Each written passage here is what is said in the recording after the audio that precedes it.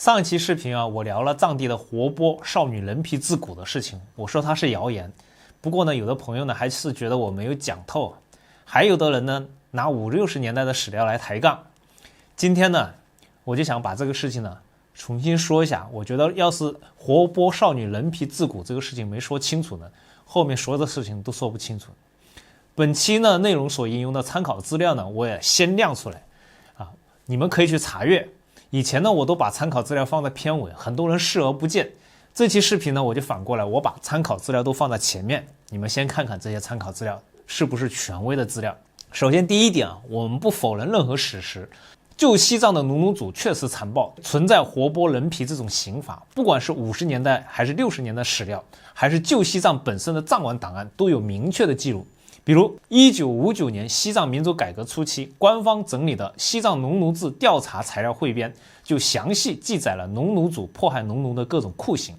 央视网整理的旧西藏的档案也明确的提到，当时的统治阶级为了举行宗教祈福仪式，曾经要求进贡1张整人皮。求是网也记载，旧西藏的3大领主为了维护农奴制，常用剥皮、剜眼等残酷的酷刑来迫害农奴。这些都是血淋淋的事实，我从来不回避，也绝不洗白。但是关键的边界必须划清，这些都是旧西藏封建农奴制下官家主导的制度化的残暴刑法，是维护农奴制统治的工具，既不是藏传佛教的宗教仪轨，更不是什么民族文化。就像我们现代社会有杀人犯，但是你不能说杀人是这个国家的传统手艺吧？历史上也有官方的酷刑，但是你不能把这种制度性的压迫包装成民族文化或宗教仪式吧？流量贩子最恶心的地方就是偷换概念，把旧西藏的刑法硬说成藏地的民族文化，把史料里面剥皮酷刑的记录强行包装成制作阿杰古的宗教仪轨，这完全是两码事情。理清了这个根基啊，我们再来看网上的谣言，两个致命的逻辑漏洞一目了然，一戳就破。第一个逻辑漏洞啊，就是教义和行为根本对不上。不少人说藏传佛教本身血腥，这纯粹属于不了解，或者是恶意的抹黑。藏传佛教的核心就是大慈大悲，以不加害众生为本质，讲究止恶扬善，调伏心性，这些都白纸黑字的写在大藏经等经典里面，传承了上千年，脉络清晰可查。而旧西藏的那些剥皮酷刑是官家维护统治的压迫手段，绝非宗教倡导的行为，与藏传佛教的教义本质完全相悖。这是第一个漏洞啊。我们再说第二个漏洞，从现实的常识来看，根本不能成立。我们国家依法保障公民的宗教信仰自由，承认藏传佛教的合法地位，还投入过大量的资金修缮寺庙，保护藏传佛教的文化遗产，目的是为了维护宗教和顺与社会的稳定。要是这个宗教里面真的有活剥人皮献祭的规矩，属于危害社会的邪教行径，怎么可能合法存在到今天？咱们国家打击邪教都是零容忍的，这是基本的常识，谣言连这个都绕不过去。这两个逻辑漏洞呢，已经掀翻了谣言的底子。不过呢，我们要彻底证明阿杰古不存在，还得靠实打实的证据堵上所有的缝隙。下面呢，我从旧西藏的法器规矩、做骨的工艺、同类物件3个方面逐一核对，结论只有一个，这个东西根本不存在。来看第一重证据，看看权威清单与实物，分清楚有什么是什么和没什么。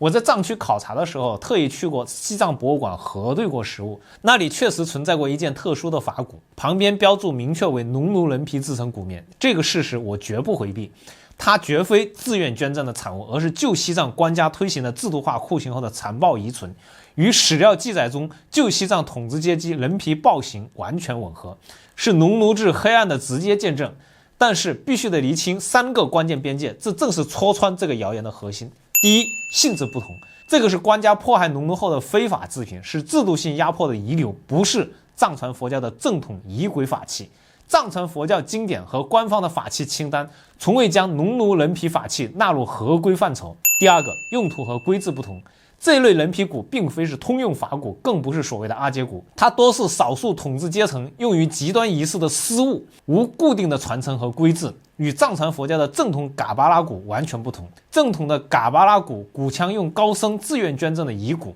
骨面多为兽皮，仅用于特定的密宗修行。第三个，名称不同，所有的馆藏标注、史料记载都只称其为人皮法骨或农奴人皮骨，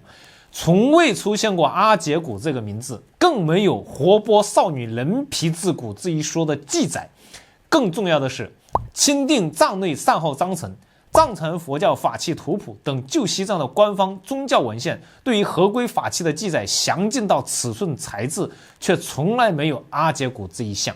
所以我们要警惕那种只要相似就是同一个的流氓逻辑。农奴人皮骨是旧社会制度性压迫的伤疤，而活剥少女人皮自骨的阿姐骨则是利用这个伤疤编造出来的猎奇流量。前者让我们铭记黑暗，后者让我们陷入愚昧。我们承认农奴人皮骨的存在，它本身就是旧西藏官家残暴统治的直接证据，但这绝不等于活剥少女人皮骨的阿姐骨存在。前者是有实物有标注的制度性的压迫遗存，后者是流量贩子编造的虚假概念，两者不能混一谈。这种明确的实物与名称的对应差，就是活剥少女人皮阿姐骨根本不存在的铁证。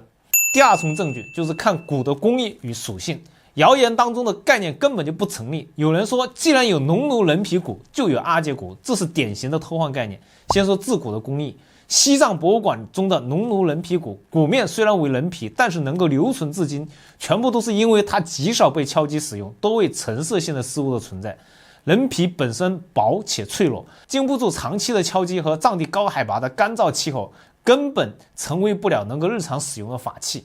而我在安多藏区见过的老艺人做骨，它选料必须是厚实的牦牛的肚皮，这种皮韧性足、耐磨损，才是正统的法骨的标配。再看属性差异，农奴人皮骨是旧西藏官家统治的罪恶遗存，数量极少，无传承，无固定规制。而谣言当中的活剥少女人皮制成的阿姐骨，被包装成藏传佛教的传统法器，声称有固定的用途和仪式，至于史实、史料、实物完全相悖。退一步说，即便存在农奴人皮骨，也只是用人皮做的骨面，既没有专门活剥少女人皮的记载，也没有阿姐骨的名称指向，纯粹是流量贩子把农奴人皮、少女、阿姐骨三个元素强行拼接杜撰出来的惊悚剧情。这种拼接出来的活剥少女人皮制的阿姐骨，只存在于惊悚小说的想象当中，没有任何一件馆藏的实物能够对应，各类考古报告、史料也压根没有提过，仅存在于网络上博流量的文案与视频当中。很多人被骗，就是把阿姐画骨这个艺术的比喻当成是旧西藏真实发生过的活剥少女人皮制骨的事情。1995年，何训田、朱泽琴的阿姐骨的专辑讲的是姐妹情深、生命轮回的念想，是艺术创作。而旧西藏官家确实推行过残暴酷刑，那是制度性的压迫行为。注意维护农奴制的统治手段不是什么宗教仪式，更不能拿这个当活剥少女人皮的阿姐骨存在的借口。这两件事根本就不沾边，硬凑在一起，不是不懂，就是故意使坏。第三重证据，看同类物件与记载。正统的法器规矩反证谣言的虚假，有人拿人骨法器、人皮骨说事儿，觉得这儿就能证明阿姐骨存在，实则忽略了核心的规矩。藏传佛教正统的人骨法器，比如说嘎巴拉碗，正统的嘎巴拉骨，有严苛的来源和仪轨，仅限于高僧自愿捐赠的遗骨，用于警示生死无常，传承清晰，数量稀少且有明确的文献记载。而西藏博物馆的农奴人皮骨是游离于正统规制之外的罪恶私物，无任何合规的法器的特征。谣言中活剥少女人皮制的阿姐骨，则连私物的实物依据都没有，既没有自愿捐赠的来源，也没有对应的使用仪轨，更没有任何文献馆藏标注其真实存在。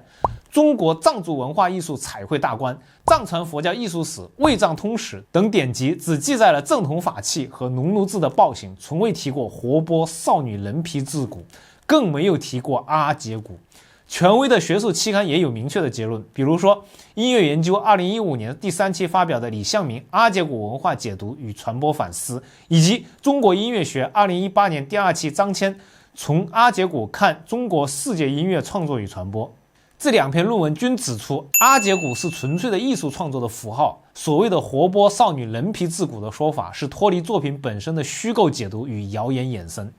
这和我查到的史料、看到的实物的标注完全对应得上。最后再追根溯源，阿姐骨这个说法最早只能追溯到1995年何训田、朱泽琴的同名专辑，这一点在李向明和张骞的2篇学术论文当中均有考证。论文结合专辑的创作访谈与文化背景分析，明确阿姐鼓所表达的是姐妹情深、生命轮回的艺术隐喻，和人皮没有半毛钱关系。而50、60年代的所有的史料，比如西藏农奴制调查材料汇编、西藏封建农奴制档案史料选编，只记载了旧西藏的剥皮酷刑，并没有提过用人皮做骨，更没有出现过活剥少女人皮做骨这个词。说白了，谣言的套路就是先拿旧西藏的剥皮暴行勾起你的情绪，然后再把艺术专辑当中的阿姐骨硬套上去，编造出活剥少女人皮做骨的剧情，杜撰出活剥少女人皮制的阿姐骨这个虚假的概念。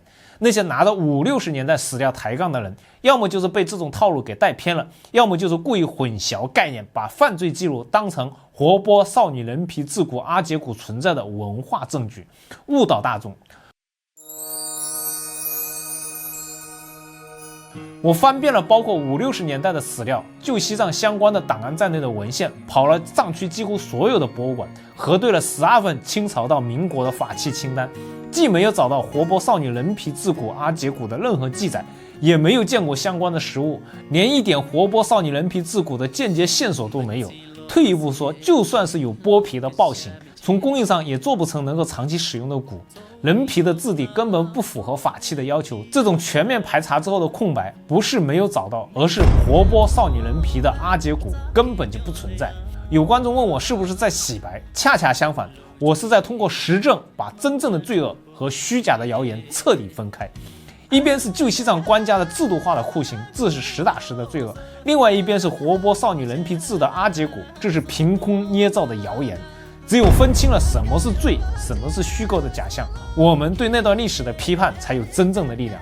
真相其实很简单，1995年出了一张好唱片，2020年出了一堆坏键盘。那些拿着50年代的暴行记录去碰瓷90年代艺术作品的人，你们不是在寻求真相，你们是在消费苦难。我是笑峰，我翻遍史料不是为了给谁洗白，而是为了还真相一个清白。